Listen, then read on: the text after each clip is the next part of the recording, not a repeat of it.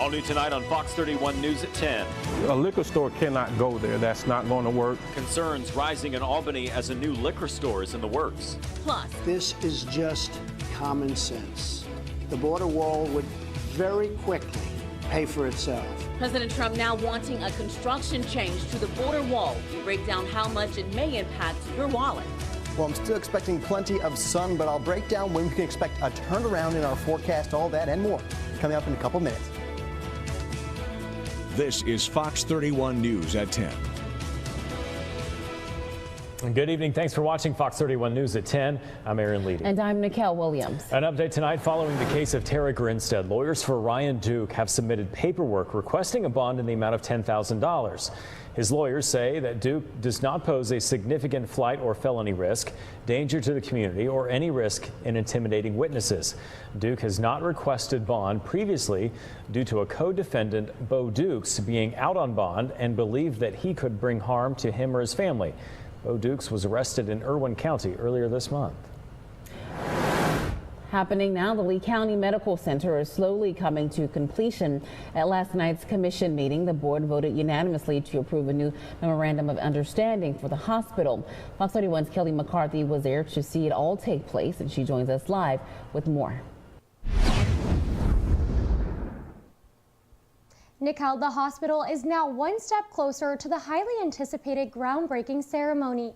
At last night's meeting, commissioners announced construction is set to begin earlier than anticipated. Commissioner Rick Muggeridge says if all goes as planned, the groundbreaking is set to take place in June. And last night, commissioners voted unanimously to approve version 17 of the Memorandum of Understanding. The latest document includes minor changes with additional partners and land. Muggeridge says the hospital plan is in place. Now the hospital design needs to be completed and construction still has to be funded. You know, it's like the duck that sits on the water and he doesn't look like he's doing anything, but his little paddles are going really hard. That's really where we're at in the process. We've got a lot of things going, a lot of different things from internet connectivity to utilities agreements. A public announcement regarding the hospital will be made in the near future. But for now, live from the Fox 31 studio, I'm Kaylee McCarthy.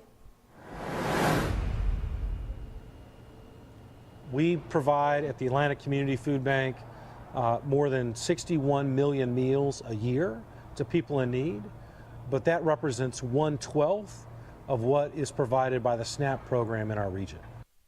You just heard from Kyle Wade from the Atlanta Community Food Bank. His statement comes from the case that millions of low-income Americans could have a harder time affording food if the partial government shutdown continues into February. SNAP benefits provide everything from supplemental grocery money to entire food budgets for very low-income families. Another 7 million pregnant women, new mothers, and young children receive federal assistance through the WIC program. Their benefits are also in danger of drying up next month. If you close that program for a month, there's no possible way for us to make up the difference. We would have to more than double and do all of that in a month to make up the difference.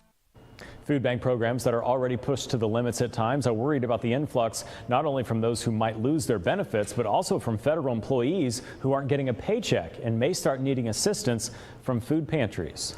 Secretary of Agriculture Sonny Perdue tweeting today that SNAP benefits in Georgia will continue through the shutdown until February. Funding was only initially available until January, but officials are using a provision to make those benefits available longer.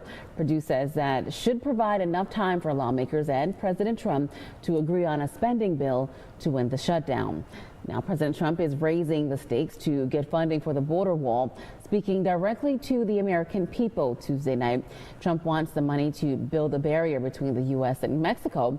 And now he claims Democrats support constructing a steel structure to stop migrants from crossing into the U.S. illegally. It's just common sense. The border wall would very quickly pay for itself. The cost of illegal drugs exceeds $500 billion a year, vastly more than the $5.7 billion we have requested from Congress. And our national correspondent Michelle Macaluso is here to break down how much a wall could cost you if the president gets his way. The border is a big problem. It's a very dangerous problem. President Trump wants $5.7 billion for a wall along the U.S.-Mexico border.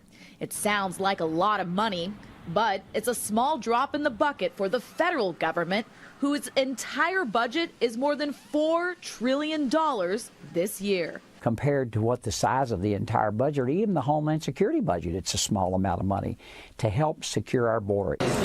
So how much would Trump's wall cost you? With roughly 328 million people in the United States, it would cost each person about $17. May seem like a lot of expenditure, but compared to Social Security expenditures, Medicare expenditures, defense expenditures, which amount to hundreds, even thousands of dollars per person, it's not a large amount. Democrats are refusing to give any money for the president's wall, offering only $1.3 billion for border security. We pressed House Democrats on why they're unwilling to fund the wall at such a small cost per person in the U.S. We have a responsibility to be guardians of taxpayer money in a responsible way. This is a colossal waste of money. It's got to be a modern plan using modern technology, and they've got to demonstrate to the Congress and to the taxpayers of this country. Pete Sepp with the National Taxpayers Union says it's all about perspective. What's important is ensuring that any project, whether it's a wall, whether it's building a submarine, whether it's giving out Social Security checks, is done efficiently and effectively. For a little more perspective on the $5 billion number, Sepp says that would basically fund the entire federal government for about half a day. On Capitol Hill, I'm Michelle Macaluso. Having active duty troops on the border is getting more expensive. Two U.S. defense officials say the price tag is expected to be $132 million by the end of the month. That's $10 million more than a previous estimate that was revised after an internal revenue by the Department of Defense. This new total has already been given to Congress. The officials also say the deployment of National Guard Operation Guardian Support is expected to cost $308 million by the end of fiscal year 2019. That brings us to tonight's question of the day. Are you willing to pay $17 a year for this border wall? You can vote by visiting our website at wfxl.com/question.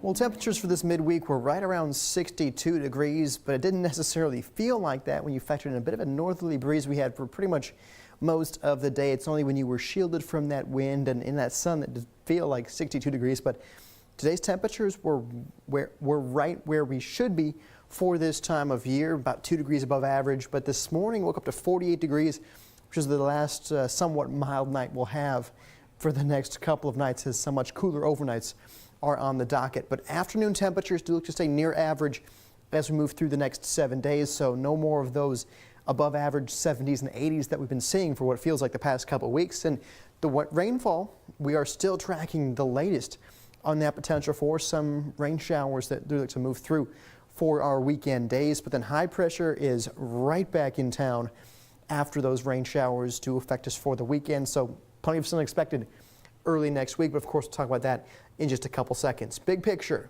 shows us a whole bunch of lake effect snowfall up in the Great Lakes regions, New York State as well. Down here, we're a bit cooler, but we have mainly clear skies, and high pressure still takes hold for most of the central part of the country. So we do still have some time for quiet weather before that system does develop and move out of Texas for this weekend. Close to home, you see plenty of clear sky on the satellite and radar, so not too many concerns for you for tonight, but these temperatures will be getting quite a bit cooler. We'll talk more about that coming up in a couple minutes.